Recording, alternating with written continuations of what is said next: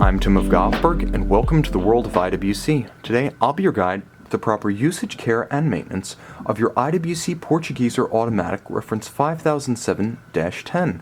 Now, it's important to remember that though this is an automatic wound watch by means of case-back winding mass, nevertheless, it can be manually wound by taking the crown in the first position flush to the case and turning it 20 to 30 turns to start the movement. You'll know that the watch is operating because the constant seconds hand, small seconds at 9 o'clock, will begin advancing. At this point you can set the time, set the date, and the natural kinetic motion of the wrist will wind the watch. Now it's important to remember that if you wish to manually wind the watch up to its maximum rated power reserve of 168 hours or 7 days, simply continue turning in a clockwise direction for several dozen turns. Now you'll note the power reserve indicator in the scale at 3 o'clock advances towards the number 7. Wind the watch until the hand reaches the end of its travel, and then turn until you hear a subtle click or tick from within the watch. That's the bridle-style mainspring slipping to relieve any excess strain. It does this by design. You cannot accidentally overwind this automatic winding timepiece. Listen for that click or tick. It's your sign the watch is well and truly fully energized. Now you can use two subsidiary functions to more precisely set the time and the date. The first feature is known as stop seconds or setting. Take the crown and wait for the seconds hand to reach precisely the index at 60. When it does, you're going to pull the crown out 2 detents to a stop, the outermost position. That halts the seconds hand. Now the watch is not advancing. Go online, find an accurate reference such as an atomic clock. The one at the U.S. Naval Observatory is useful for this purpose, and advance the watch to match the time on the atomic clock. Set the same hour and set the watch to the next nearest minute relative to the atomic clock. As soon as the atomic clock catches up, matches the same hour, minute, and second you've set, push the crown back in. The seconds hand resumes its advance. Now you've synchronized your reference time. You can use the quick set function to rapidly cycle the date should the watch run down or encounter an irregular length month. Turning the crown in a counterclockwise direction will advance the quick set. Keep in mind, you should never use the quick set function between 8 p.m. and 3 a.m. as this is the period during which the automatic turnover of the date is engaged. If you must change the date, manually turn the hands through the changeover of the date during this period. Do not attempt to use the quick set, as using the quick set from 8 p.m. to 3 a.m. can crash the movement and cause severe damage.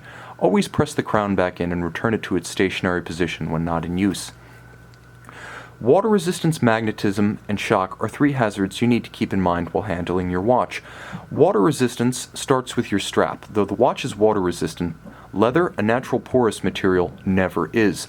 Therefore, dry the strap immediately should moisture accumulate on it, and preferably ensure it is disused and replaced with a water-resistant band if you expect the watch to come in contact with water. Now, it's also important to remember that you can help to avoid accidental drowning with respect to water by keeping the crown flush to the case and unused. Don't wind it, don't pull it for setting when there is even water on the case, never mind submergence, as attempting to use the crown on a wet case can bypass the case seals and introduce water to the interior of the timepiece. Furthermore, water resistance, unlike mechanical specification, is not a static feature of a watch. Over time, as seals age and lubricants degrade, the watch will be relatively less water resistant. Therefore, IWC recommends on an annual basis a water test at a factory authorized service center. Though less damaging, magnetism is ubiquitous and unseen. Now, magnetism affects the ferrous hairspring at the center of your watch's balance, effectively its heartbeat. A magnetized hairspring will cause the watch to run erratically, either very fast or very slow. If you suspect that the watch has become magnetized, take it to an IWC authorized service center where specialized equipment is available to quickly and easily demagnetize the watch. As a matter of best practice, keep the watch remote from high-powered electrical systems, subwoofers, speakers, the closures of wallets, purses, and refrigerator doors, as well as MRI equipment. In order to protect a fine mechanical caliber from concussive effects, it's important to ensure that the watch is disused during firearms, marksmanship, batting, tennis, golf, or the riding of ATVs or mountain bikes. Aggressive skiing is also undesirable. Ensure the watch is disused during these activities. Ultimately, per IWC, a fine mechanical watch requires a comprehensive service every 3 to 5 years. This should be performed exclusively at an IWC authorized service center, and the best time to have your total condition checked to see if a service is necessary is during your annual water test. If necessary, a comprehensive service will involve replacement of a worn strap, restoration of case metal finish, restoration of water resistance, as well as cleaning, oiling, and adjustment of the caliber to preserve its chronometric precision. Do this exclusively at the factory or a factory-authorized service center where specialized equipment, trained personnel, and factory replacement parts are available to protect the value of your watch as both instrument and as investment. Moreover, only these agencies are authorized to back all labor and parts invested with an IWC factory service warranty.